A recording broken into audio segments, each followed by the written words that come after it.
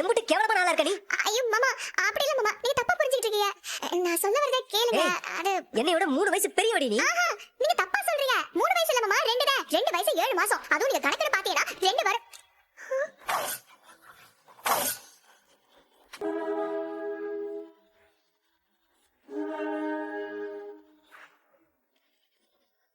இப்பதானே சின்னவன் சொன்ன, அதுக்குள்ள எப்படி மாத்தி சொல்ற? ஏய் ஃப்ராட் ஃப்ராட். மாமா மாமா, நீங்க கோவப்படாதீங்க. எனக்கு கொஞ்ச நேரம் கொடுத்தீங்கன்னா என்ன நடந்ததுன்னு நான் முதல்ல இருந்து விளக்கமா சொல்லிடுவேன். ஏய் வாய் மூடு. நீ விளக்கவும் வேணாம், என் தலையில முளக அரைக்க வேணாம்.